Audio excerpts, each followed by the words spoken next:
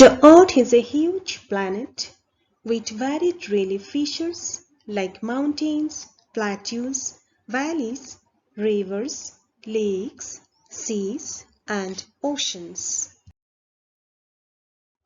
Due to its enormous size and spherical shape, it is not possible to view the entire Earth at the same time. Consequently, it is not possible to represent the whole of the Earth on a flat surface. This difficulty has been resolved by using various models of the Earth like the globes and the maps. Hello friends, welcome back to my channel Geography with Joy. This is Subhalakshmi. Today we'll be discussing about the topographical maps. This will be a series of videos where we'll try to interpret the topographical maps in detail. This is the part 1. In this video, we will be learning the basic concepts of topographical map, what is a topographical map and what are its components. If you like my video, don't forget to put a thumbs up and to share with your friends. Then, without much delay, let's start the discussion today.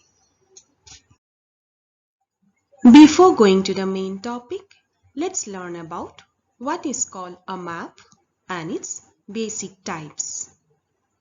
A map is a diagrammatic representation of the Earth's surface or part of it, showing natural or man-made features drawn to scale on a flat surface. Maps can be classified under two basic categories. They are based on scale and based on content and purposes.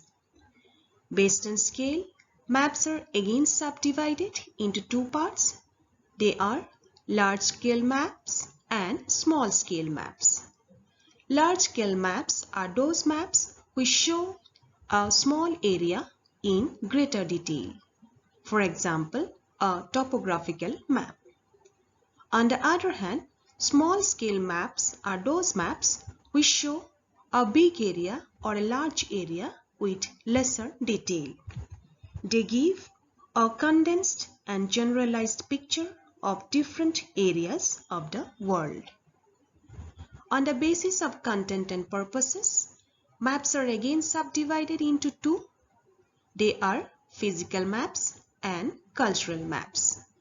Physical maps are those maps which show physical features like hills, plateaus, peaks, passes, waterfalls, etc. They are depicted by contours. Contours are the lines that join places having the same height above the mean sea level. Cultural maps are those maps which show man-made features like roads, railways, bridges, buildings, canals, etc. They are represented by symbols called conventional signs. Now, let's go to the main topic.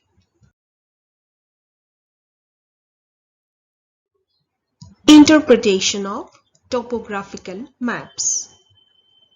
Topographical maps are based on large scale and show all the natural and man-made features, providing useful information for teachers, engineers, pilots, builders, navigators, students, and defense people.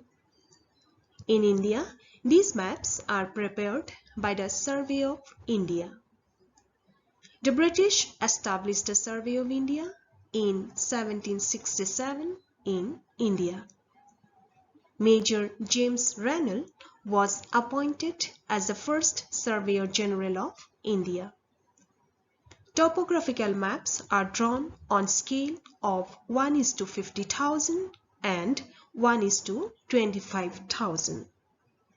These maps are drawn on a number of sheets where each sheet depicts the details of only one particular part of the whole area. These sheets are joined to give a complete picture of the entire area. Important components of topographical maps. While interpreting a topographical map, the following are the components which are to be studied, and they are reading the grid reference, scale, we use representative fraction here, representation of relief by contours, directions, measuring and calculating distances, drainage, man-made and natural features, means of transport in relation to relief, land used and irrigation, settlements, inferring occupations, conventional signs and symbols, colors used, and the terms used in Survey Map of India. Now, let's discuss about these components of topographical maps elaborately with examples and applications. We will start with grid reference. Do you know what is called a grid? A grid is a network of horizontal and vertical lines drawn on a topographical map with red color. The points at which the vertical and horizontal lines of the grid intersect are called coordinates. All the Ordnance Survey maps issued by the Survey of India are drawn to the scale 2 cm is equal to 1 km. In the system of rectangular coordinates, the surveyed territory is divided into 100 square kilometers. Each of these 100 square kilometer sheets is further subdivided into 1 square kilometer dimension. This system of map drawing is known as National Grid Reference. These are the sheets most commonly used for various purposes and are of vital practical importance. Topographical maps are drawn on a number of sheets where each sheet depicts the details of only one particular part of the whole area. These sheets are joined to give a complete picture of the entire area. With reference to any of these sheets, the vertical lines are called eastings since they are numbered from west to east. The horizontal lines are called northings because they are numbered from south to north. Now observe this diagram. Have you seen the vertical lines which are numbered from left to right or from west to east? Since they are numbered from west to east, they are known as eastings. Now observe the horizontal lines. They are numbered from bottom to top or from south to north. Hence, they are known as northings. Always remember, these square boxes are measured in a scale of 2 cm each.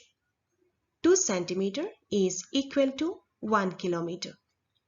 That means each square box is measured as 1 square kilometer. Whenever grid references are given, the eastings are given first and then the northings. So, whenever you are asked to find out the grid reference of a particular object, you need to first put the number of eastings followed by the number of northings. Types of grid references. There are two types of grid references. They are 4-figure grid reference and 6-figure grid reference. 4-figure grid reference is used to find out the location that lies within a particular square, whereas 6-figure grid reference gives pinpoint location with greater accuracy by using the number of subdivisions also. Now, let's learn about these two types of grid references with examples. Four-figure grid reference. You have already learned about eastings and northings. In four-figure grid reference, we try to find out the location of a particular object that lies in a particular square. Let's try it. Start with A. Always remember, when we put the grid reference, always start with eastings followed by northings. In this case, A is lying in between 02 to 03 eastings. Always take the lower limit, so it will be 02. Move to northings, it is in between 72 and 73. Lower limit is 72. So, four-figure grid reference of A is 0272. Next, move to B. It is lying in between 04 to 05. Lower limit is 04. In northings, it is in between 73 to 74. Lower limit is 73. Hence, the four-figure grid reference of B is 0473. Let's try C. It is in between 01 to 02. Lower limit is 01. And in northings, it is in between 70 and 71. Lower limit is 70. Hence, the four-figure grid reference of C is 0170. Try D. It is in between 03 and 04. Again, in northings 71 and 72. Hence, the four-figure grid reference will be 03 and 71. Last one, E. Similar way, it is lying in between 00 and 01, and in northings 74 and 75. Hence, the four-figure grid reference will be 00 and 74. I hope it is very clear to you all. Let's find out six-figure grid reference now. Six-figure grid reference is used to find out the pinpoint location of a particular object with greater accuracy. How do you get it? To get the six-figure grid reference, divide the square into 10 equal parts vertically and then horizontally. Take this example. As you know, each square is measured into 2 cm each from all the sides. To get the equal subdivisions, you have to divide it into 2 mm each and then number it from 0 to 9 horizontally and vertically. Then follow the same procedure, first eastings, then northings. The third figure will be in the eastings and the sixth figure will be in the northings to get the six-figure grid reference. Let's try now. Let's find out the six-figure grid reference of X. We'll follow the same procedure. It is lying in between 62 and 63 eastings. We'll take the lower limit, 62. Then go to the third figure. It is lying in between 5 and 6. We'll take the lower limit, 5. So it will be 6 to 5 eastings. Then go to northings. It is lying in between 33 and 34. Lower limit is 33. And then go to the subdivision. It is in between 3 and 4. Lower limit is 3. So it will be 3, 3 and 3 northings. Hence, The value or six-figure grid reference of X is 625333. I hope this is clear to you all. Now let's try to solve one practical problem from a real topo sheet for six-figure grid reference. Give the six-figure grid reference of triangle 364. Now let's find out in the topo sheet. Have you seen this one? It is the triangle 364. Now let's find out the grid reference. These are the eastings and these are the northings. We'll follow the procedure. First we'll go to eastings. It is lying in between 95 and 96 eastings. So first lower limit will be 95. Then you have to subdivide it. Then if you go for subdivision, approximately it will be falling around 7. Assume it is in 7. Then the easting will be 957. Then proceed to northings. It is lying in between 74 and 75. So first two digit will be 74. Again you subdivide it. If you go approximately, it is falling in 4 digits. If it is so, the northings will be 74 and 4.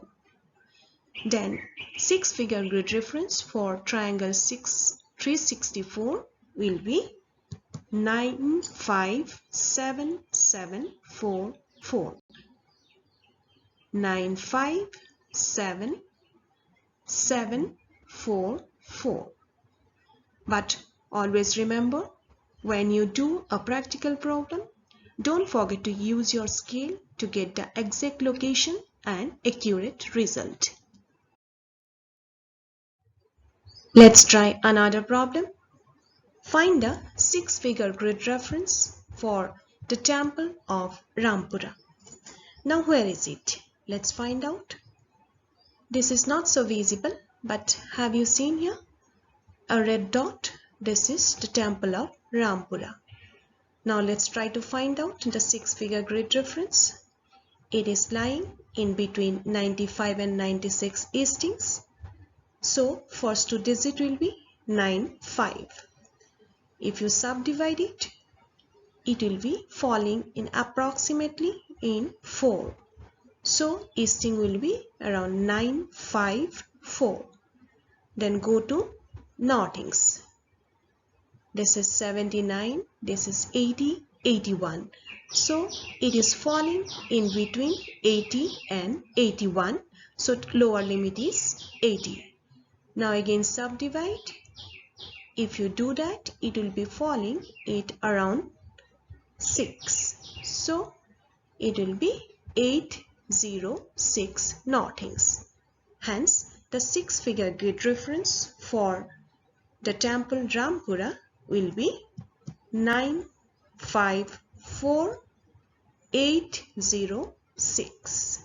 Again, don't forget to use the scale for proper measurement. This is how we have to solve the six-figure grid reference from a topo sheet. And that's all for today. I hope this video is useful to you all. In my next video, we will be discussing about the other components of the topographical maps. Stay tuned. Don't forget to subscribe my channel and like and share my video. Thanks for watching. See you again. Till then, take care and have a good day.